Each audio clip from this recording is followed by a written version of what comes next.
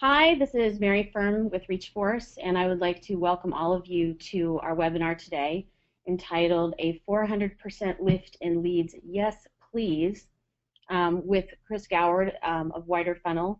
I've opened a poll just to kind of get a sense of where everybody's at in their use of marketing automation, for example. A lot of us do use it, a lot of us don't. So it just helps me to understand where y'all are coming from. So I'm going to close the poll and just jump into our presentation. I wanted to frame the conversation about marketing automation by talking about how important those interactions on our web pages are and those visits to forums. So as we go to the next slide, we're going to just sort of touch on some findings that we've had at ReachForce, where we've been looking at the importance of what happens with the buyer journey now. So, we used to have a completely different process of selling our products and services in the B2B marketplace to our buyers. It was very outbound, awareness building, branding, advertising in magazines. That's obviously flipped, and the biggest sea change, I think, for all of us is that the buyers control the dialogue and the path and the investigation. And what we'll see from Lori Wisdow is that in her research from Forrester, she published something which really informed a lot of how I think about this problem on the next slide. And what she let us know is that buyers are almost ready to purchase by the time they get to reach out to you. So if you're attending, you're getting people to register for a webinar or download an interesting content asset, how important is that person? Is it just someone who's learning generically about an area that they want to expand their knowledge base, or is it someone who's deeper in a consideration? You may not know, and it might be a proxy that's doing the research. And so if we walk through the other slides, it's kind of represented by this image of this, who is this person? We all see, if we're looking at our weblogs, that there are anonymous visitors. Google Analytics tells us nothing about who's on the website. And as we're trying to decide, how do we talk to this person? And we go to the next slide. One of the other pieces that Lori points out to us is that they're not going to talk to our salespeople until they might be at the point of looking for price quotes. So how do we as marketers interact with these prospects and when we know so little about someone who's simply filled out a form to download a white paper or an ebook or a case study or is attending a webinar? And what we're finding with customers is that the more we know, the more we can tailor those outbound dialogues. And so, and it's important to know in this instance, this is a real person. And what we see on the next slide is she's the CMO of SmartBear Software, and she's former CMO at HubSpot. And we did not have an individual that we were nurturing specifically at SmartBear, but once they reached out to us, we literally had a single demo and signed them as a customer. So they had already done enough research to identify the problem they were trying to solve and the way that they wanted to take their marketing, and they wanted to be able to have better engagement, and one of our solutions helped them to do it, and it actually has to do with landing pages. I was looking at our own analysis of opportunity influence, which is a module that we have in our marketing automation, and I saw exactly this same influence path with a new deal that we announced internally yesterday, where we had 3 different interactions with an anonymous visitor over a period of a couple of months, and then the first named interaction was at the point that they wanted to see a demo with our sales department. So this is certainly not an isolated incident. So if we go to the next slide, one of the findings that we found, that we discovered using, this is a kind of graphic representation of something we have here at ReachForce called Smart Forms, which is a data appending solution that integrates to any web page. So it can be a WordPress landing page, it can be your marketing automation page, whether Marketo, Eloqua, Pardot, or any of the other ones. We're advancing way too fast here. Sometimes the mouse clicks just get ahead of us, I think. But on here you can see that the company, we can ask for the company and in your email address, but then the SmartForms data solution actually brings in all of this other information like the employee count, annual revenues, what industry this company is in, location including a mailable zip code, postal code, and this allows marketers to take this information, use it for sales routing, use it to build out their segmentations. We internally, when we configure this for our customers as part of implementation, we can set up transformations of, say, prepackaged software into a single category of, if you have 10 segments, put that in your technology category, for example. When we're dealing with a company like Samsung that has multiple locations and is a global company, our solution also includes hierarchical information that maps to the global headquarters or site location. It's highly configurable. And why that's important really is getting into the next slide, because Chris is going to go into some really neat detail about these incredible tests that he's been performing that you went too far. We have a single driver, and it's not me. I'm the backseat driver today. And so his information is really cool, because that kind of methodical testing and seeing those results always helps me as a marketer to learn a lot. And that's another thing that we've been able to discover with our clients, and this is an example. Think about 20 questions. If you have those landing page forms and you ask questions of your visitors to download something, you might, through the course of that nurture cycle, be asking like 20 questions. But our customer, we recently investigated this case study, and on average, his customers were filling out 2.5 forms, but it took 4 form completions to complete his profile. So we immediately realized that he didn't have that many chances. And so if you go to the next slide, what you see is you don't get 20 questions. What we realized is you actually get 10. And if the questions are the wrong questions, right? So, we go to the next slide, and you'll see that all questions are not created equal. If you go up to a party and the first thing you say to somebody is, how much do you weigh? Or how old are you? You're probably not the most popular person at the party, and they're going to turn around and walk away. Or make fun of you, whichever you hate more might be the answer.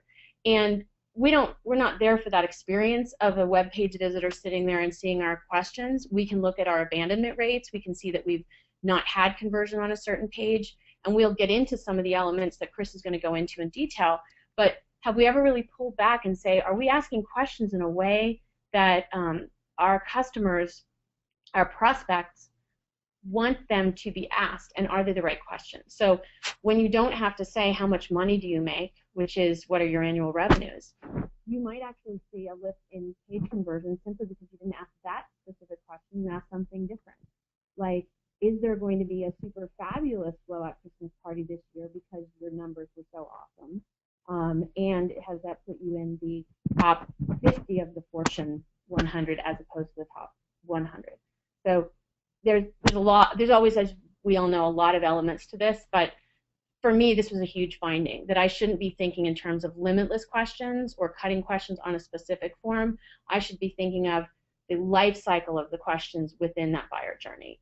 And why is any of this important, and what does it do? If you can cut your questions, but you can expand your knowledge about a person at that first touch, these are some of the gains that we see, certainly precision sales routing, faster handling of leads, and you're going to be able to get access this slide deck afterwards, and we're going to have this available on demand as well. So don't feel like you have to study this. But we go to the next slide. We've actually plotted this into a calculator, and this is specifically looking at sort of the average typical types of gains that we've seen. And this is just a static image of one example, but we can also do that. We can configure this to any individual company's situation. But say, for example, you're getting 1,200 leads per quarter on your website, and you're seeing about a 3% conversion from your overall visitors. So I put that at 40,000, which is obviously just a calculation. And we set the average deal size in this instance at $80,000 as, a very expensive, long sales cycle type of situation. And then map the differences. So if you're seeing a 34% increase in the number of leads collected per form because you were able to cut the number of fields or change the questions, there's going to be just a gross improvement in the quantity of leads collected. And then the rest of this is gains that are completely aligned with these cases over more than 100 clients. So 20% are going to convert to MQL instead of 15%, and say 30% are converting to SQL from the 22% previously. We haven't touched the deal size, which sometimes can be enhanced because we have better knowledge, better nurture. But the win percentage goes up because you got to it faster and nurtured it better. And all of these are completely adjustable. But using this as just kind of one example, instead of 5 deals per quarter, which, by the way, we're going to close, this is an example I calculated on Friday. This deal would have closed in the original example in the first quarter of next year. But in this new example, because we've reduced the sales cycle, which has been proven in the case and it's in the deck, now it's actually going to close in Q3. So that's a huge 2 quarters faster. And the number of deals has increased. And obviously the profit has increased. We've added almost $1 million in revenue to the 1 quarter just based on better nurture, having more information, not having to ask too many questions and lose people in the process. And so I like stuff like this because I need to understand why I need to make the effort or the investment ahead of time to do something, or is this technique worth whatever time, effort, and organizational convincing is out there. So it's for me one way of looking at what you can do with landing pages beyond just those conversion elements, and what does it mean at the back end. So that's the data side of the B2B landing page, and now I'd like to get into the next slide is actually a funnel graphic that you can study in detail at your leisure later, because I really want to hear from Chris. So Chris Goward, I'm going to hand off to you and just do a quick intro, and then you can show your incredible stuff. So Chris works with clients doing incredible studies of landing page elements, conversions, and all types of marketing to help drive more leads that convert better. And he's a super methodical person, and I'm totally excited to introduce him. So Chris, I'm going to let you drive, and thank you so much for being here. Great, thanks, Mary. And hopefully the gremlins in our PowerPoint are settled down here. They seem to be a little aggressive there at the top. There are always gremlins when it comes to me. So I don't know why. But go ahead, I can't wait. No worries. Thanks a lot, and thanks for the invitation. It was great. I met Mary a few months back at a conference, and just connected well. And I think she's doing some amazing. In fact, she deserves some congratulations for winning Marketer of the Year in Chicago yesterday, or a couple days ago. So that was exciting. Yeah. Thank you very much. That was very exciting. Yeah, a round of applause for sure. So I'm going to talk about conversion optimization and how we're seeing lead gen websites and e-commerce websites as well, but we're talking about primarily lead gen today, how they're dramatically increasing conversion rates from their landing pages and websites. And so I've got one slide just introducing who WiderFunnel is here. Some of you we probably haven't met before, but all we do is conversion optimization, marketing optimization. And our focus is to dramatically lift profits with scientific marketing by testing to find out what actually works. And I always get this question at the end. So just to be clear, all the examples we're showing today are ones that we developed, and we do everything from soup to nuts when developing conversion strategy. We start with a strategy, we do design and copywriting and full service testing, HTML, all the technical stuff and results analysis, all of that is all part of what we do. So we take total control of and responsibility for the results that you're going to see today. And there's lots of more free tips from what you're going to see today, also available at widerfunnel.com/blog. I'd encourage you to join the thousands of readers that are signing up for that one. So first of all, I want to start with what we're seeing in the conversion optimization space, and I'm going to get into some examples test your skills and show some frameworks that we're using. But what we're seeing is that year over year, conversion rate dissatisfaction is growing. More and more companies are understanding that marketing is not just about driving more traffic. They actually have to convert them and get and capture those people and grab their attention. And that's why this year I'm really excited that conversion optimization has risen to be the #1 priority for digital marketers, tied with content marketing. And that's really exciting that it's overtaken social media this year. Finally, people are starting to jump off the bandwagon a little bit and the shiny object and get to what's actually delivering results. But the problem still remains that with all this effort, conversion rate improvement is getting harder. Year over year, 5% more companies are saying they have not been able to improve their conversion rate. So that's a problem, right? They're spending a lot of time and effort doing this, but not getting the results. And the problem is they're doing it wrong.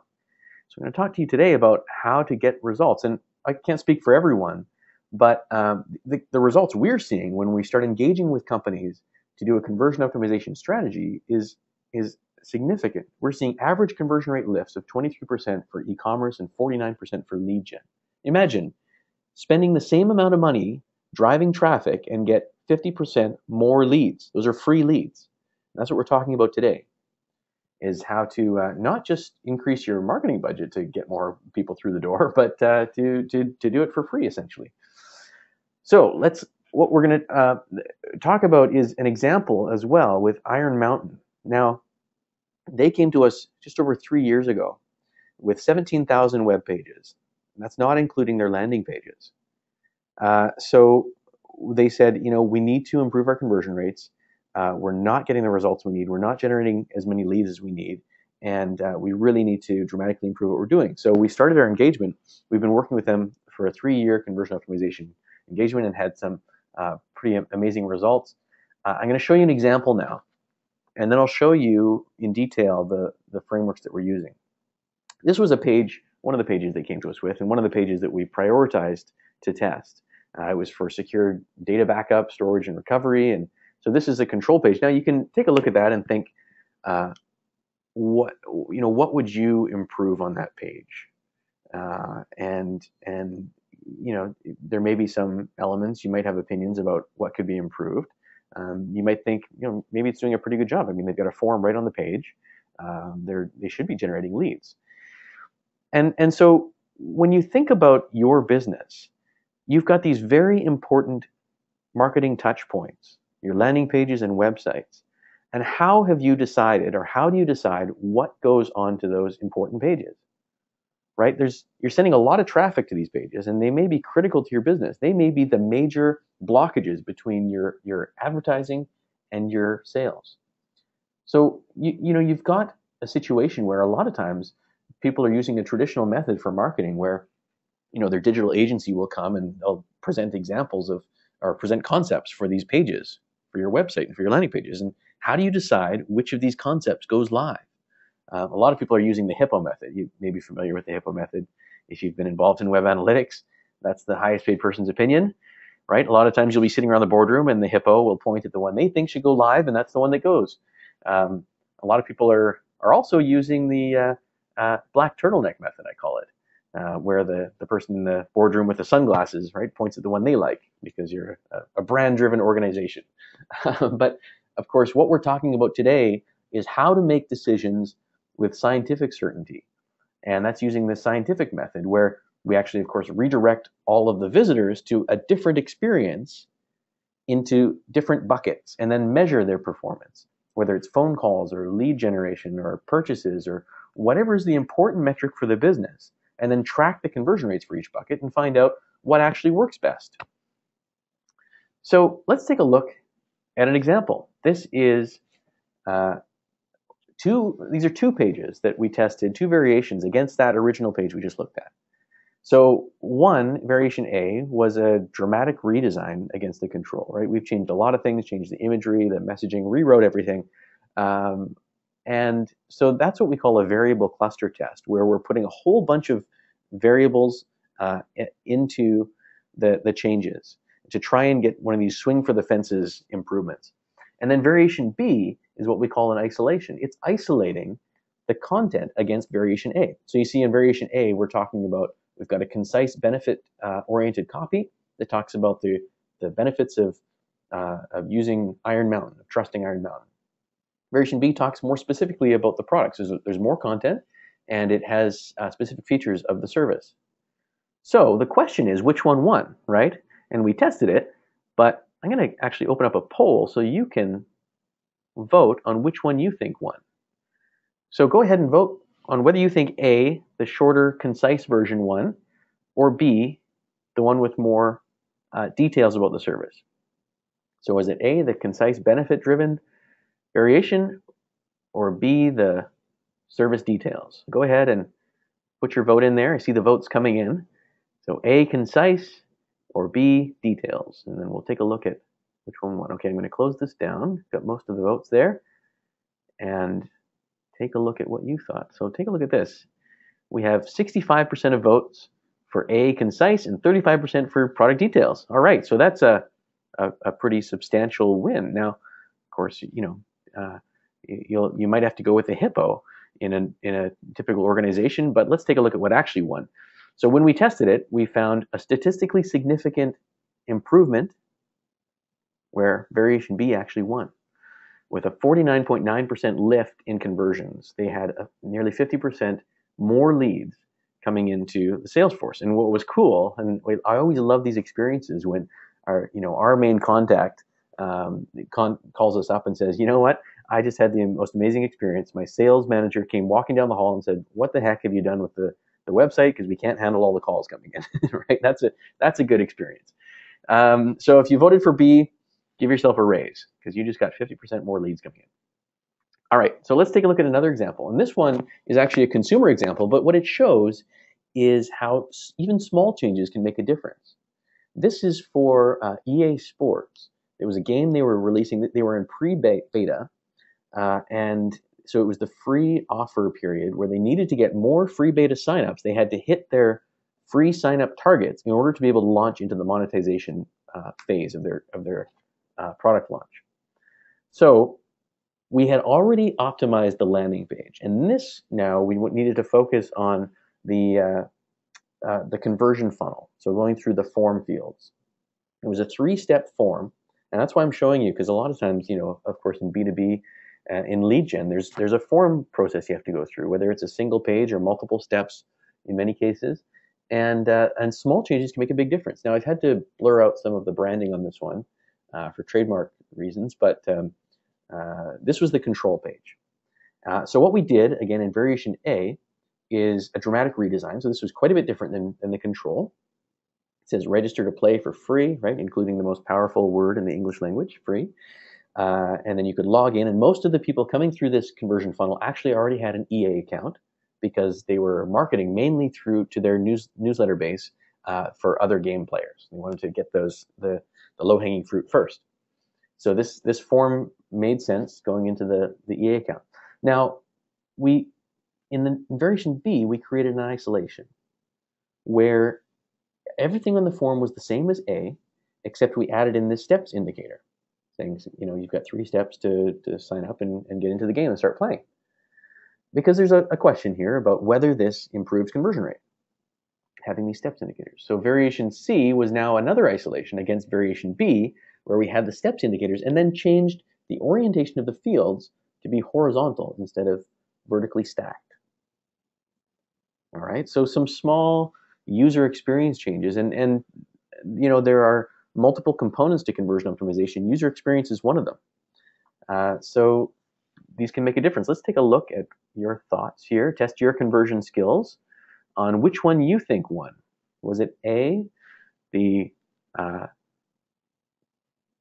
dramatic redesign against the control, or B, where we added in the progress steps, or C, where we added in the progress steps and had horizontal fields? So A, no steps, B, steps, or C, steps and horizontal fields. Go ahead and vote. And I see the votes coming in, this time a little bit more hesitant perhaps than the first time. That's okay. Go ahead and vote. There's no quiz or personally identifiable information being captured here. So A, no steps, B, progress steps, or C, steps and fields? All right, let's take a look. I'm going to close this down. Take a look at what your thoughts are. All right, so variation B is the clear winner here again, followed closely by C, and A is trailing badly in third place with 11% of the votes. Well, this is interesting. So let's take a look at what actually happened. So we test A, B versus C. And although A had 11% of the votes, it actually won. So A was the winner with a 12.8% increase in sign-up conversion rates. So what are we getting at here? What I want to show you, and this is interesting to see that, it's often the case where the majority of smart marketers will vote against the actual winners. And what I want to talk about here. Thank you for saying we're smart, by the way. What's Sorry. that? I said thank you for saying that we're smart. I just wanted to jump in because I have a question. Yeah. I've been seeing certain questions, and if you don't mind, would you say that the test you just showed us with EA, if you repeated that for a completely different client, you would see the same, you could assume to see the same result, or it could be totally different because the audience is different? Well, that's, yeah, exactly. That's a good question. There are some principles that we're finding that go across all audiences.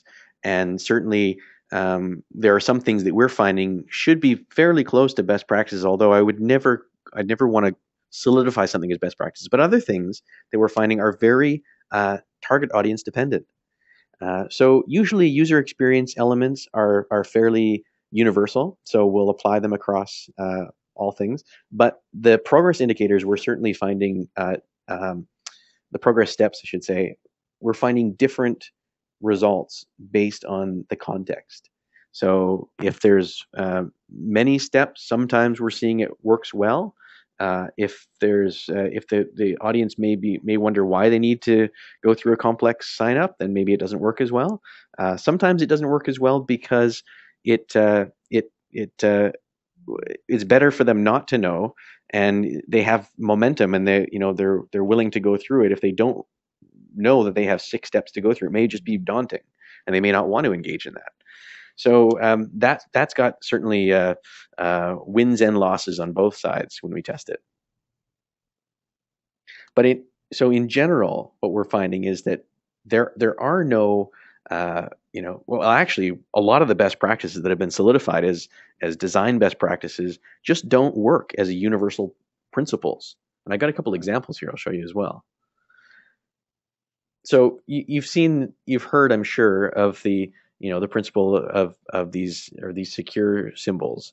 If you've got Norton security symbols, McAfee secure symbols, and notwithstanding some of McAfee's bad press recently, this test was run a little while ago, where in an e-commerce store we tested putting the McAfee secure symbol in that persistent call to action checkout area. And a lot of people will say, if you have them, make them as prominent as possible. Put them in your headers, put them in your footers, put them by your calls to action, and assure people that you're a trustworthy site.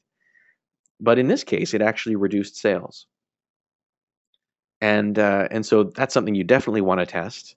And if you're just putting these on your lead gen forms as well, in particular, we see another example where this guy is going overboard on adding trust. And a lot of people are doing that. They're putting Better Business Bureau and the trust symbols and the VeriSign all over the place.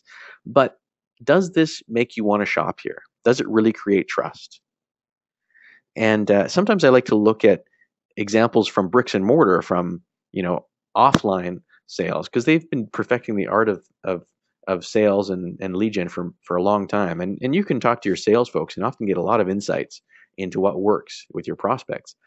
But if you look at this example, you've got plush carpeting, you've got warm lighting, great merchandising, products displayed clearly, and you can almost smell the leather, wafting out and enticing you in here.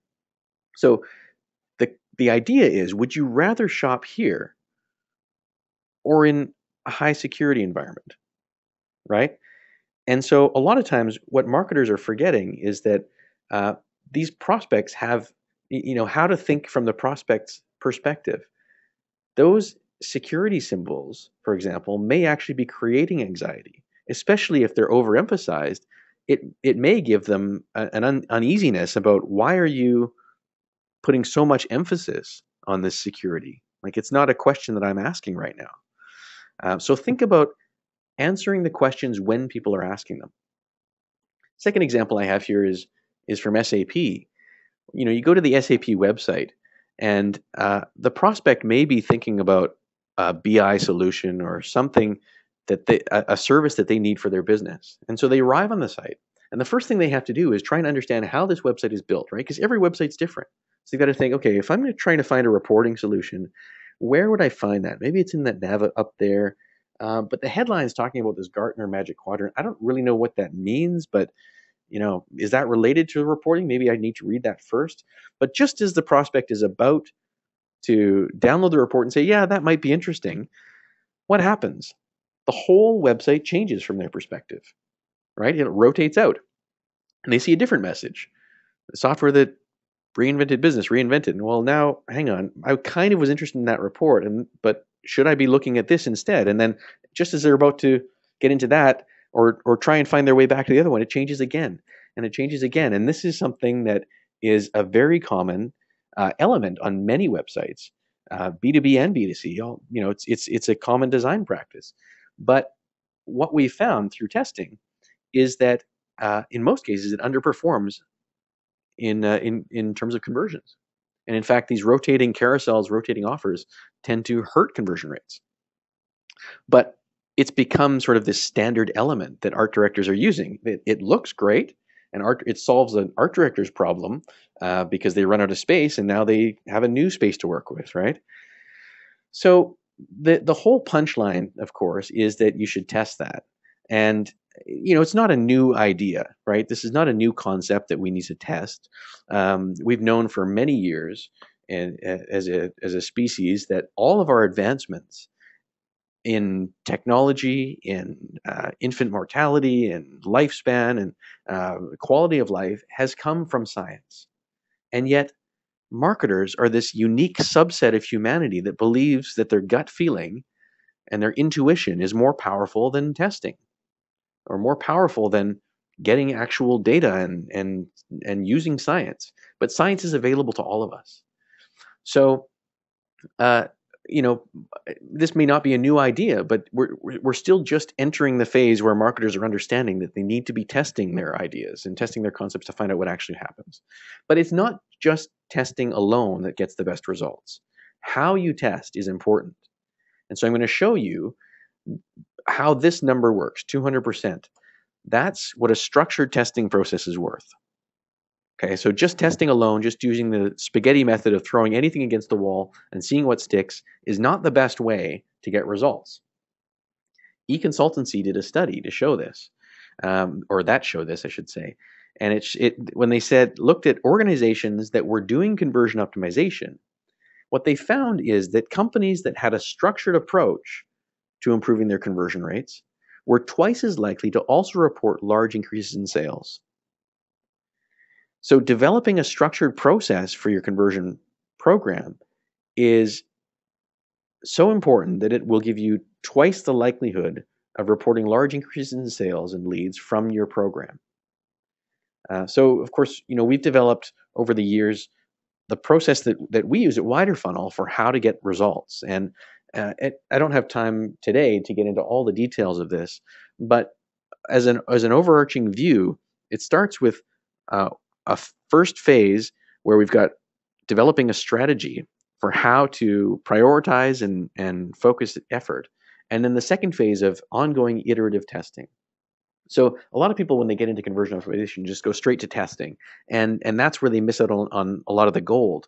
Because in the first phase, it's very important to get into the shoes of the prospect, to really understand their perspective and how they're using the website through the data and user testing and things you would gather from that.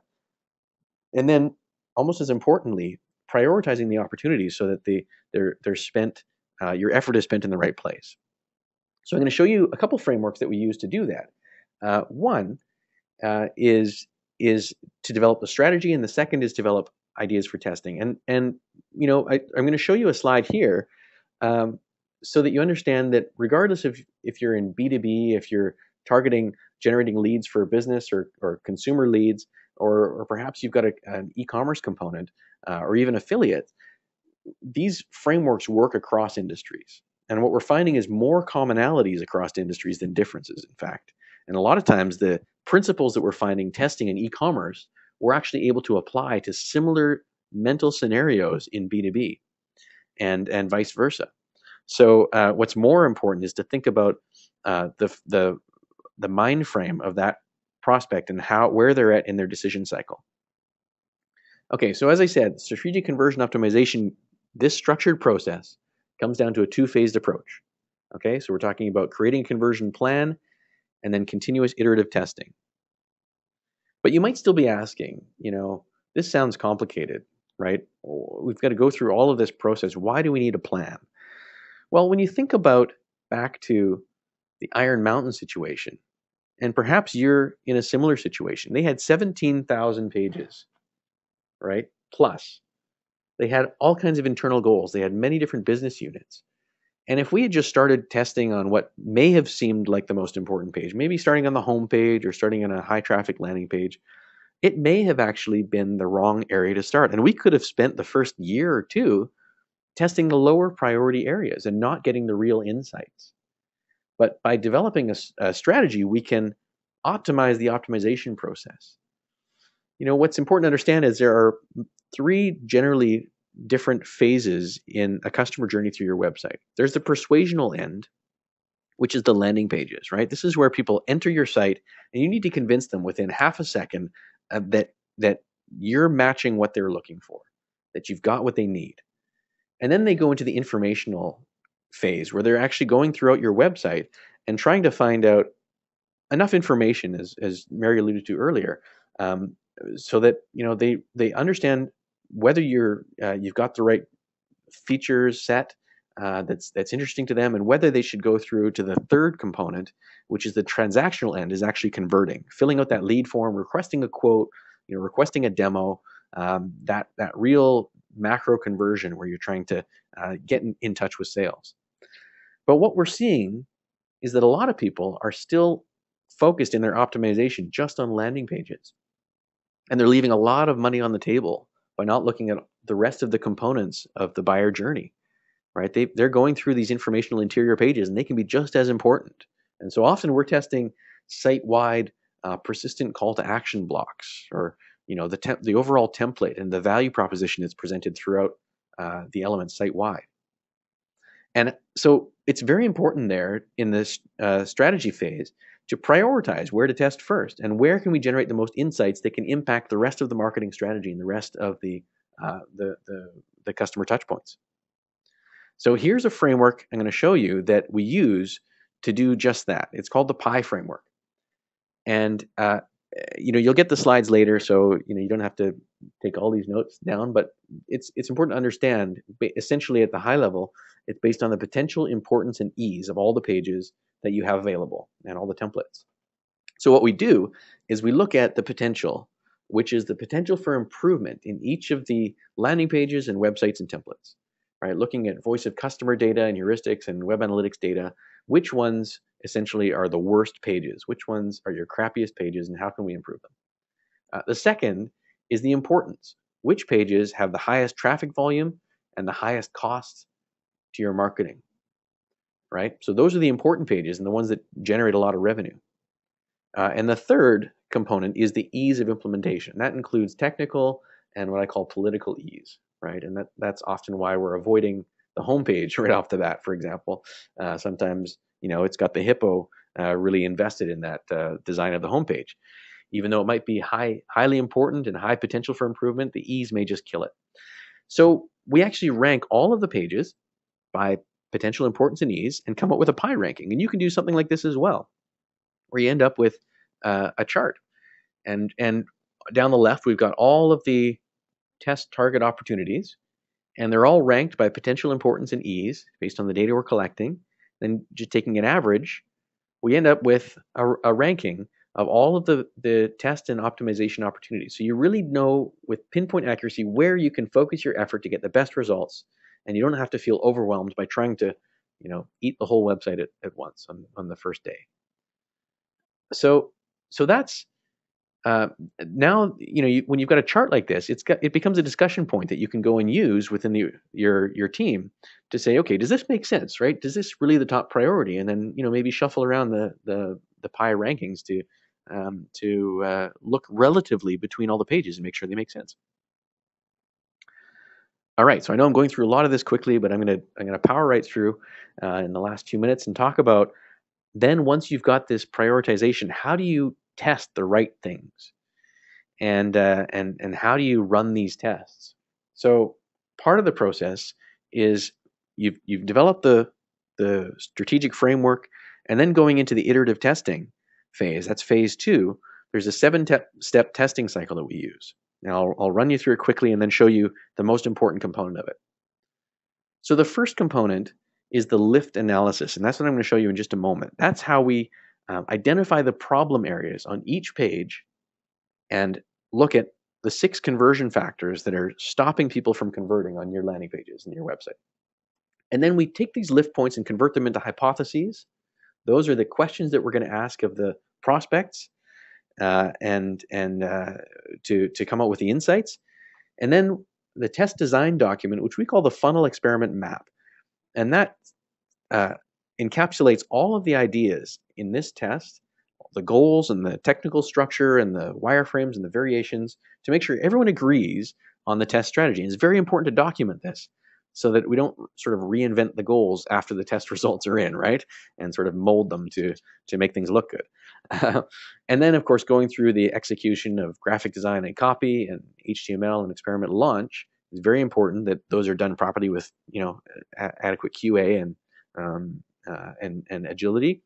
And then probably one of the most important steps is the step 7, the results analysis, is looking at the comparative relative difference between all of the variations and coming out with the insights and potential future hypotheses and more questions that you can continue to test.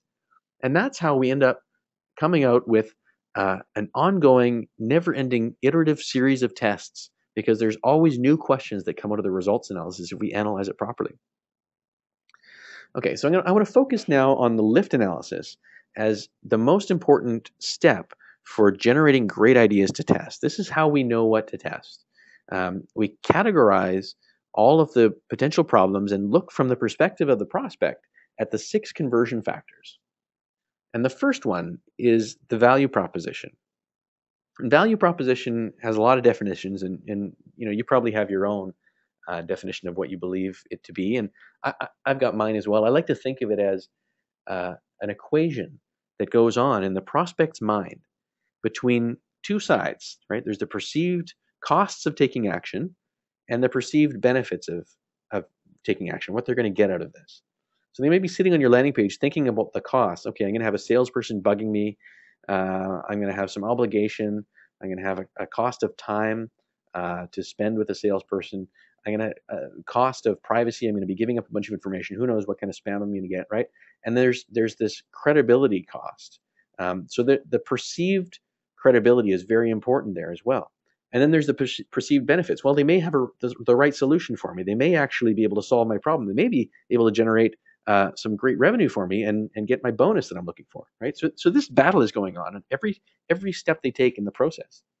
And if your value proposition is strong, if that's a positive equation, they'll have motivation to take action.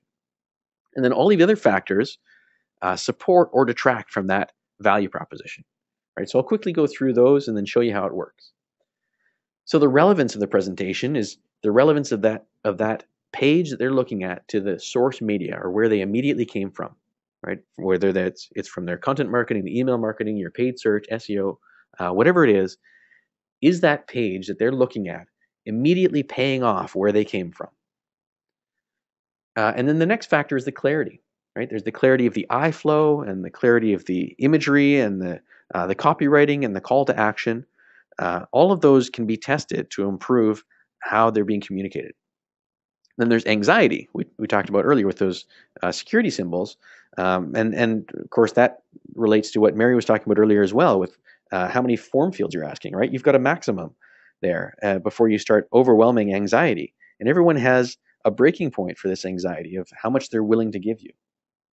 And then there's distraction or a lack of focus. And marketers are notorious for trying to put everything on their landing pages and everything on their sales pages because they're afraid of leaving something out. But often that's causing paralysis in their prospects because they have too much information to try and process and they're overwhelmed. And then urgency is, why should I act now, right? Give them an offer, give them a reason, and test which ones actually work best. Okay, so we actually look at these 6 conversion factors every time we analyze a page, and I'm going to show you an example for Iron Mountain, so you may be able to identify some of the similar factors that you're seeing on your pages. So this was another page they came to us with that we prioritized in the first few months of our engagement. It was for data protection and recovery. And again, you could think of, perhaps there are some factors you might want to improve on this page. And I'm going to walk through some of the things that we prioritized and see if you see some similar examples on your website. So first of all, there are multiple products mentioned without a lot of detail, right? And we saw earlier on that first test, in this situation, in this target audience, more detail about the features was actually helpful, and it wasn't being paid off here. The headline doesn't say backup, even though that was where a lot of their incoming keywords were mentioning. The image doesn't directly reinforce a backup message, right? There's a large header graphic. A lot of real estate here is used, pushing the content down below the fold, the important content in the form. The contact us on the form really doesn't pay off a benefit, right? What am I going to get out of contacting you? There's this layout issue here with alignment. And, I often get questions about that. I pinpoint some of these design issues, and people don't really at first believe that it causes that it's a real problem. But you know what we're finding is elements on the page, over-designed elements or things that cause visual confusion or visual complexity, reduce the amount of bandwidth that your prospects have for understanding your value proposition. Because people are like old 386 computers, right? You throw too much code at them, too many things, and they run out of speed. They can't think about all of the components when they're trying to evaluate and make sense of any mismatch. And so these little elements can actually add up to make a big difference, we're finding. The call to action is not reinforced about, right? It's only below the fold. The privacy policy message is creating anxiety there. And we find that in a lot of B2B situations. There's no offer associated with the form field, right? The submit button. I mean, nobody wants to submit. There's no credibility indicators on the page. So, this and many more are some of the factors that we'll identify on a page like this. But now we've got a list of problems, right? So what do? We need to convert these into hypotheses, into things that can be tested. And that's where this step comes in, where we create the hypotheses. We take the weaknesses. So a weakness could be something like the headline doesn't say backup, and we could flip that into a strength and say changing the headline to include the word backup will lift conversion rates. And now that's a hypothesis that can be tested. We could isolate that if we thought that was important to understand. And we'll go through the whole list and create all of these hypotheses. We'll end up with dozens of hypotheses. And then the art of the strategist comes in, where you need to really prioritize which ones to isolate and which ones to just cluster together. And there's no real algorithm or tried and true method for doing that, other than the strategist's understanding of the marketing approach and the insights we're going to get out of that. We spend a lot of time on this step, really winnowing down the isolations. So let's take a look at some of the examples, some of the variations that were tested against that original control. So variation A, this one we called Lightbox Form, it was quite a dramatic design change against the control. Now, the content was very similar. We had made some changes and rewritten some of the content to make it more compelling, and added in some trust symbols. And in this case, we'd also turned this form into a lightbox, where if you clicked on that button, it opened up a modal lightbox pop-up with the form embedded that they would fill out to contact sales. And of course, there was a benefit attached to it, right? Requesting a free, no obligation quote. And then variation B, what we wanted to isolate here was embedding the form versus having a lightbox form. So in this case, the messaging was all identical to A, but we embedded the form right there. And then variation C was testing an offer. So this was an isolation against A, where we had a white paper download instead of a request to quote. And of course, you can also test offers, and that really tests the value proposition. What is going to have a bigger value proposition for those prospects sitting on that page? All right, so again, let's test your skills. Which one won? So let's open up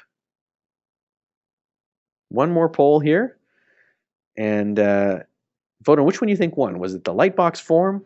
Was it the embedded form? Or was it the white paper download? So go ahead and vote on which one you think won. Lightbox A, embedded B, or white paper download C? Which one had the best lead gen conversion rate? Okay, you see the votes coming in. And I'm going to give you one more second. Go ahead and vote. A for Lightbox, B for embedded, or C for download white paper offer. Okay, let's close the poll and look at the results. We have some experienced B2B marketers in here that are really confident in their white paper download offers. Okay, so now here's the question that could hinge your next promotion on. This winner produced a 404% conversion rate lift. Okay, so the question is, did you make the right decision? Did you vote on the right one? Let's take a look at the results. So if you voted for C, unfortunately, it did not win. Variation B actually won. So it turned out that requesting a quote with the embedded form was dramatically better than any of the other variations, and it produced a 400%. That's 4 times the leads of the control page. And now they have also something just as important, which is a marketing insight. They know that the people that are arriving on these pages are actually looking to go straight to the quote. And perhaps for the target audience they're reaching here, that white paper download is too early stage in the decision cycle, and they don't need to go there. They can get them right into the quote, get them right to sales, and actually close them faster. Okay, so the last component that we find in enterprise B2B companies like Iron Mountain is, how do we encapsulate these learnings and disperse them throughout the organization? And what we found is that a lot of times what we're able to do with them is take the winning pages and spread the knowledge throughout the organization. Do internal webinars. We A/B test the winners against other landing pages for different business units. And what we've built is an insight playbook where we've got a list of the test results, and we're developing what we believe is the world's largest database of test results specific to industries and to overall principles and for specific clients. And we're able to share test results so that they can use these learnings as a playbook to brief other agencies, right? So that's an important component, making sure that when you've got test results that you market them throughout the company. And the last principle here is, we all, I don't know, last year everyone was trying to be a guru. Apparently this year they're all called ninjas. So, your aspiration should be a conversion champion or conversion ninja. But the only way to get there is more tests running. Run more tests and find out what actually works in your particular environment. That'll give you the best results long term. So the last question I'll ask for you, it's not a poll, something to ask for yourself. What are you waiting for? Because apparently every marketing presentation needs a cat. And then I'll also mention actually that the book came out that we put together recently, and it's got a lot more insights. And you can actually download a free chapter at youshouldtestthat.com. So you should take advantage of that. And it's a chapter about what is conversion optimization. There's a lot of good insights there.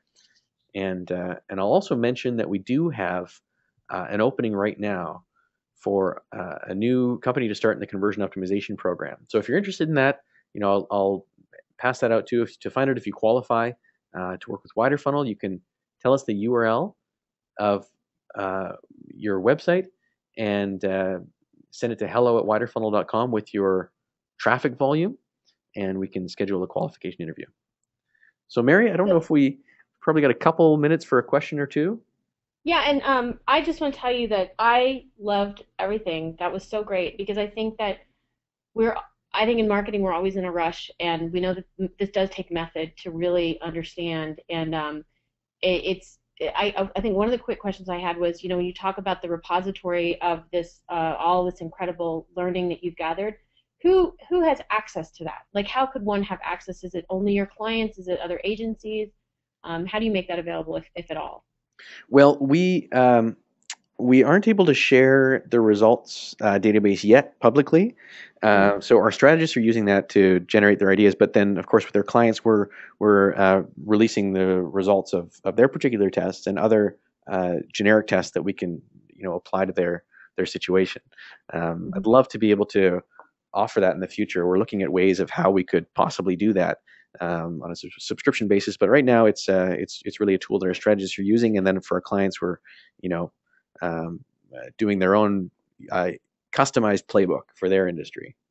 Right. And then what about you walked through this incredible process with Iron Mountain. How many pages or how many visits do you need to a particular page in order to come up with a statistically reliable answer? Hmm. Yeah, and that's really depends on a couple factors. One is um, the conversion rate of the control, the starting point of the conversion rate, as it approaches 50%, uh, uh, tests complete more quickly. And then the second factor is the difference in conversion rate between the variations. So often, Hmm. if there's a dramatic improvement, so if the page is really bad as a starting point, then you'll need less traffic to get a statistically significant winner. So there isn't actually a benchmark number, but Hmm. but as a rule of thumb, we're finding that it's roughly between 200 to 500 conversions per variation to get statistical significance. Okay. 200 to 500 conversions. All right. Yeah, So in an A/B test, you'd need 400 to 1,000, for example. right. Okay. That's And that's so can you generally yeah. Yeah, when you have websites that have, because I think that some of the B2B sites have lower traffic than, say, Mhm. certainly consumer sites. Do you find that sometimes these tests just take 3 months before you really get an answer? Well, yeah, and that's with often with B2B, versus a consumer site, the leads are much more valuable. So it still makes sense to run tests even with lower traffic at times and just leave them Hmm. running for longer. There's no downside to having a test in market, right? You're learning something as you go, and getting a bunch of tests out there that may take a few months to complete will still give you data in the end, and it's better than just going on gut feeling. Wow. All right. Well, I have probably 5,000 more questions I would love to ask you, but I know that we're at the hour and just a little past, so I'm going to call it. But Chris, I'm going to ask if I can shoot you some questions and maybe publish it as a web page and let everybody take a look at some of these things. So if you do have questions, maybe email them to me. You can email hello@reachforce.com or whatever email sent you your confirmation information, and we'll try to get something up in a couple of weeks if you have time. That sounds great. Yeah, be happy to. Awesome. Okay. Well, I want to thank all of you for coming. I want to thank Chris for being smart and such a great scientist around this. And I hope we get to do it again and go in more depth, more testing. And that's it for today. Thanks so much, everybody. Great. Thanks, Mary. All right.